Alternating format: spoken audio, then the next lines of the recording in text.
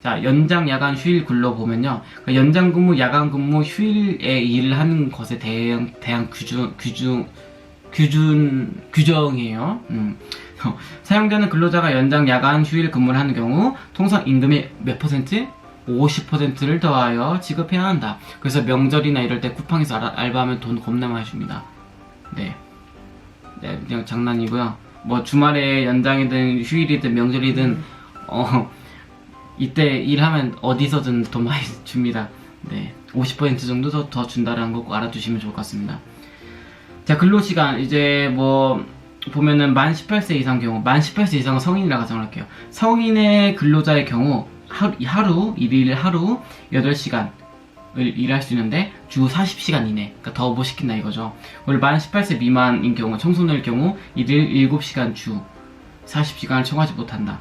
그러니까 근로를 그러니까 너무 많이 시키고 약을 너무 많이 시키니까 이런 규정이 생긴 거예요. 너무 일 많이 시키지 말라고. 그래서 일 너무 많이 시켰을 때 이제 이 규정을 어긋났다라고 가정을 하고 이제 처벌을 받는 거죠. 자, 그리고 이제 합의 연장 근로 한도라는 게 있어요. 그러니까 연장 근무를 합의하에 하기로 했어요. 근데 여기서도 한도가 정해져 있습니다. 야, 너네 야근해야 돼 하면서 이제 막 강제로 설득시켰어요. 또는 이제 여러분들이 자발적으로 야근을 합니다. 근데 이때도 무조건 많이 하는 게 아니고 어느 정도 그 한도 그 끝이 정해져 있습니다. 이 끝을 알아볼까요?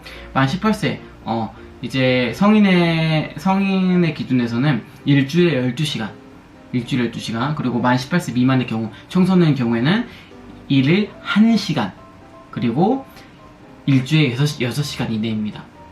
자, 이걸 잘 알면 나중에 여러분들 알바 갔을 때 부당한 대우를 받지 못하겠죠. 당연히 알고 있으니까.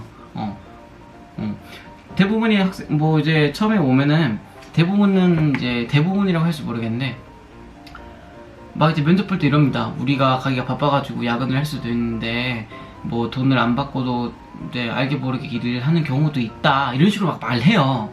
이때 여러분들이 이걸 알고 있으면 그때 이게 달라집니다. 아, 여긴 일할 곳이 아니구나. 무슨 말인지 알 것 같아요? 딱 이 규정에 의해서만 일을 해야 되는 거예요. 아, 근데 선생님 이 가게 바쁘다면 그럴 수 있는 거 아닌가요? 라고 생각할 수 있어요. 네, 맞아요. 도와줄 수 있어. 근데 중요한 건 뭐냐면은 이거를 이제 야, 가게가 바쁜데 좀 도와줘, 좀 도와줄 수도 있잖아, 이런 식으로 악용하는 사람들이 많으니까 이 규정을 지키려고 하는 겁니다. 아시겠습니까? 여러분들 나중에 나가면은 너무 마음이 착해가지고 이런 데서 막 이제 불려 나가고 막 무리푼으로 일하는 경우 분명히 발생할 거예요. 근데 이 근로법을 무조건 알아야 됩니다. 아시겠습니까? 네.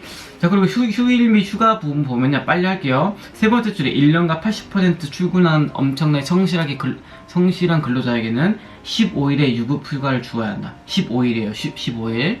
자, 그래서 이제 여기까지 알아볼 건데요.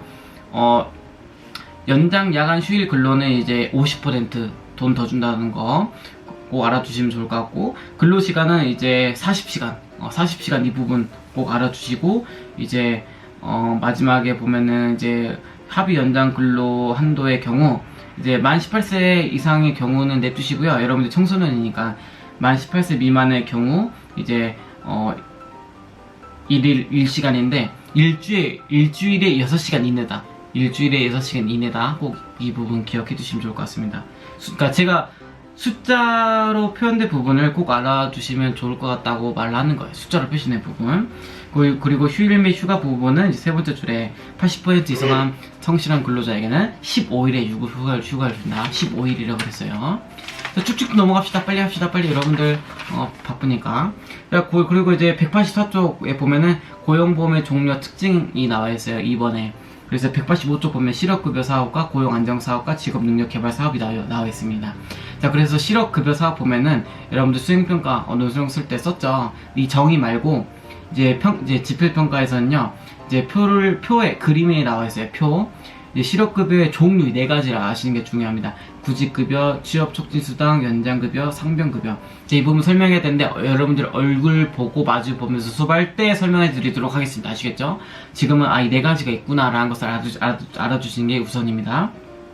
자, 그리고 두 번째 고용안정사업과 직업능력개발 사업에서는요, 자, 너무 많잖아요. 그래서 두 번째에 있는 사업자 지원, 네 번째에 있는 근로자 지원, 다섯 번째에 있는 고용 촉진 지원, 이 세 가지만 기억해 두시고요. 실업급여 사업의 종류와 고용안정사업과 직업능력개발 사업 체크해줬던 이 4가지와 3가지를 이제 구분하는 게 여러분들이 하셔야 될 일입니다. 아시겠죠? 종류가 뭐가 있는지, 실업급여 사업과 고용안정사업과 직업능력개발사업에서의 종류가 어떻게 나눠져 있는지 명확하게 구분하는 게 중요합니다. 그래서 고용안정사업과 직업능력개발사업에서는 너무 많으니까 사업주 지원, 근로자 지원, 고용촉진 지원 이 3가지만 알아두셔도 충분할 것 같습니다. 자, 넘어가 볼까요? 187쪽 봅시다. 시간이 후달리네요. 부탁하도록 하겠습니다. 자, 고용보험의 신청 절차입니다. 자, 이 절차를 다 아실 필요는 없고요. 자, 봅시다. 이제 절차에 보면 2번째 구직 등록이 나와있죠. 구직 등록, 그 다음에 고용센터 방문, 그 다음에 수급 자격 인정 신청하기, 그 다음에 구직급여 신청하기, 그리고 다음에 구직활동, 그 다음에 구직급여 지급. 이 6가지 단계를 알아주시고 순서를 알아주신 게 여러분들이 해야 될 일입니다. 아시겠습니까? 자, 여기에 대한 부연 설명은요, 또 여러분들 얼굴 마주 보면서 할 때 설명해 드리도록 하겠습니다. 여러분들도 딱 읽어보시고 무슨 소리인지 이해가 안 가시면은 꼭 질문해 주시길 바라고, 제가 설명 드릴 때 여러분들이 궁금한 거 있으면 얼마인지 질문하셔야 됩니다. 아시겠습니까?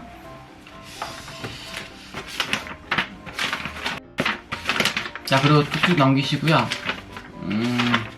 자, 198쪽 봅시다. 198쪽 보면 재해 예방 대책이 나와 있습니다.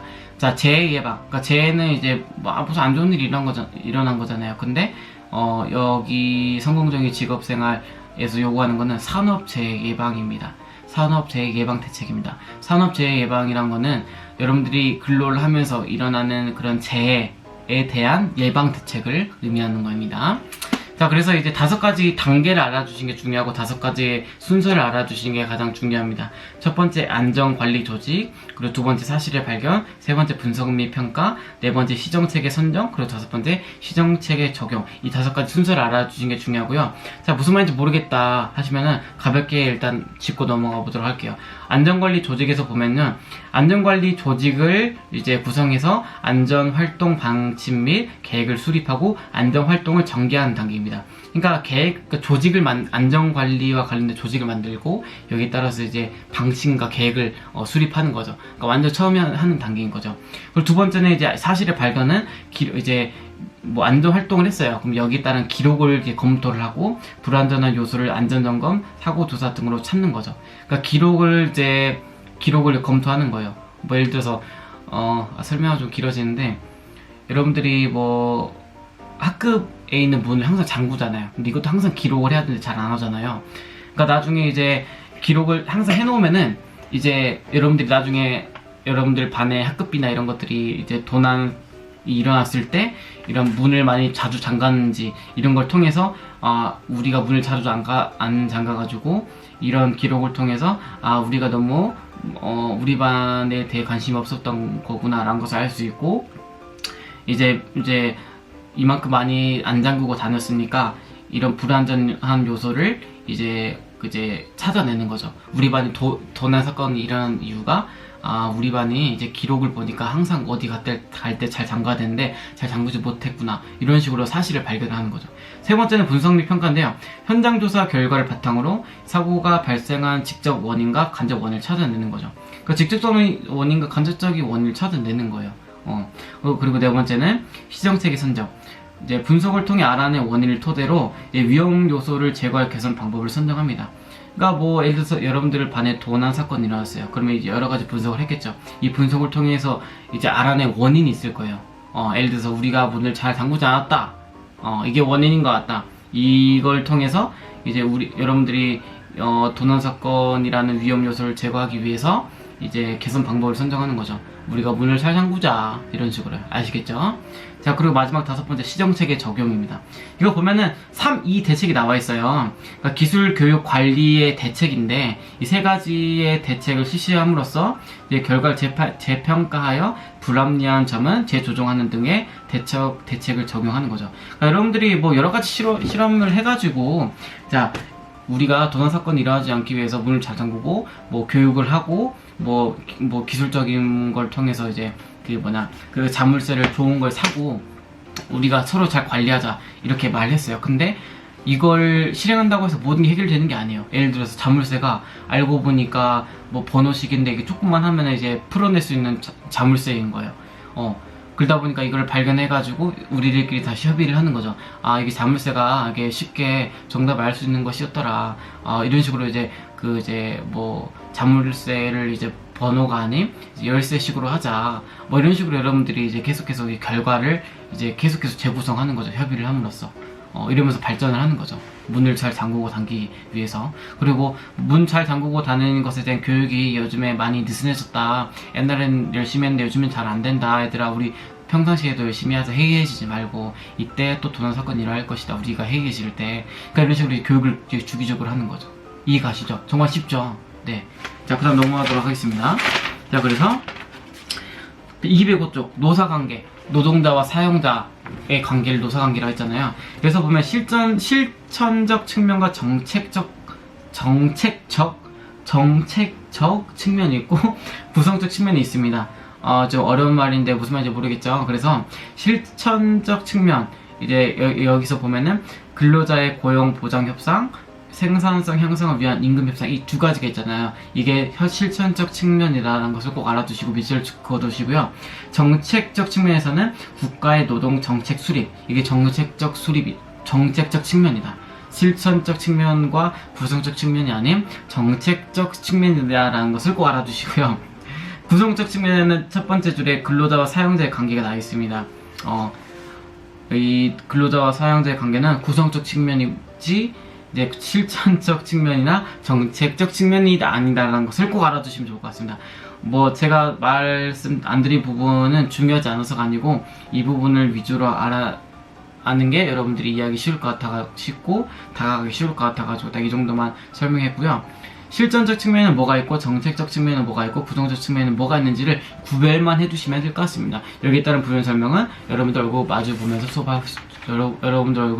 수업할 때 알려드리도록 하겠습니다. 제가 일부러 말을 빨리 해요. 지금 여러분들이 강의를 들어야 될 시간이 많아져서 최대한 말 빨리 하는 거니까 이 부분 양해해 주시길 바랍니다. 자, 이제 마지막이에요. 마지막 영상 끝나가고 있죠. 마지막입니다. 자, 226조 직업윤리의 개념입니다. 직업윤리의 개념인데 이제 직업윤리에도 보면은 이제 직업윤리가 뭐예요? 직업윤리가 직업윤리죠. 자, 그래서 이제 직업윤리 이 부분에 대해서는 뭘 알아야 되냐면은 직업윤리의 덕목, 이걸 아셔야 됩니다. 소명의식, 전문가의식, 직분의식, 천직의식, 봉사의식, 책임의식이 나와있죠. 그쵸? 근데 정말 내용이 다 비슷하면서도 다 달라요. 자, 첫 번째 소명의식 같은 경우는요, 자신이 맡은 일은 하늘에 의해서 맡겨진 일. 그러니까 약간 박역거세라 생각하시면 됩니다. 내가 어떤 나라를 만들기 위해 태어났다, 막 이런 느낌. 그러니까 여러분들은 태어난 이유가 하늘이 이러면 약간 촌스러울 수 있는데 뭐 신께서 나를 세상에 불러준 이유는 대한민국 땅에서 요리를 함으로써 요리 세계를 발전시키라고 나를 이렇게 요리 세계로 이렇게 불러주신 거다라고 생각하는 게 소명의식입니다. 아시겠습니까?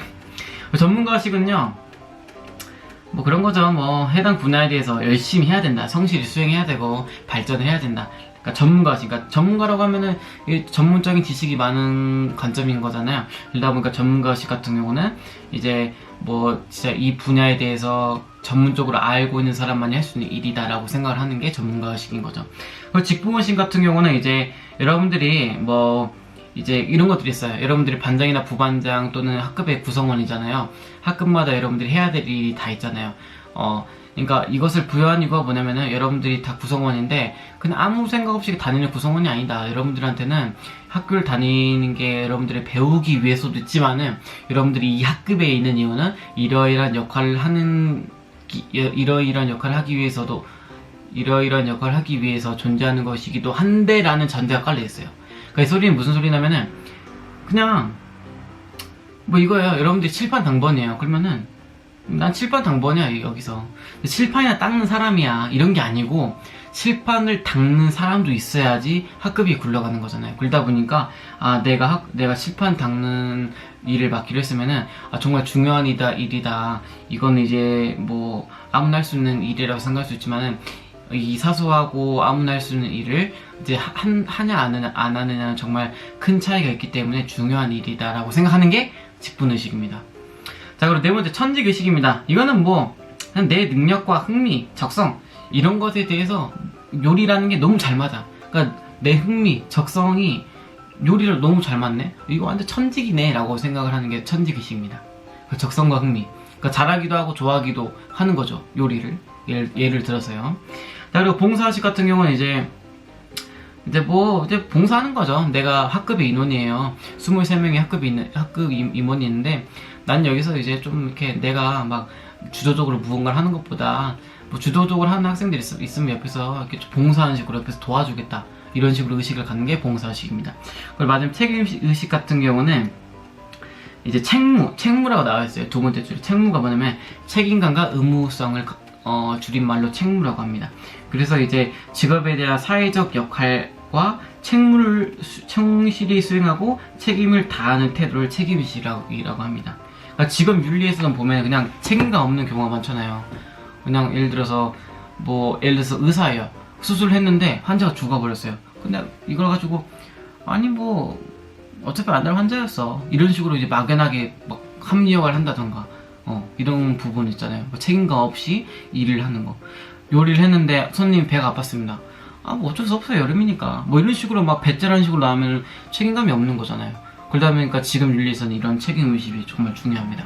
근데 저는 여기서 가장 중요한 게 뭐라고 생각하냐면요. 소명의식입니다. 아시겠죠? 네, 이상으로 영상 마치도록 하겠습니다. 고생 많으셨습니다. 자, 꼭 제가 말씀드렸던 부분 체크해 두시고요. 체크해 두시고 이런 게 있구나. 이런 식으로 체크만 해두세요. 다른 부분 볼 필요 없어요. 제가 말씀드린 부분만 체크해 두신 부분만 보시면 됩니다. 그리고 궁금한 게 있으면 여러분들 얼굴 보면서 수업하고 있을 때 그때 이렇게 알려드리도록 하겠습니다. 궁금한 거 있으시면 꼭 언제든지 시험 보기 전에 무조건 말씀 주셔야 됩니다. 저 분명히 말씀드렸어요. 분명히 궁금한 게 있거나 뭔가 설명이 부족했다 이런 부분이 있으면은 언제든지 저한테 카톡을 주셔야 됩니다. 근데 오프라인 계약을 하고 시험 보기 전주까지 제가 지금 기본적인 것만 말해줬으니까 이번 시간이 지난 다음 주부터 다음 주와 다다음 주에는 구체적인 설명할 거니까 꼭 잘 들으세요. 저 분명히 말했습니다. 제가 말씀드린 부분에서만 시험 문제 나옵니다.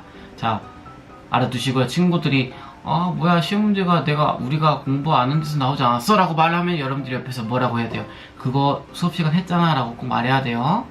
분명히 수업시간 지금 말하고 있으니까요. 자, 정말 고생 많으셨습니다. 편히 쉬십시오. 3교시 해야 되네요. 화이팅!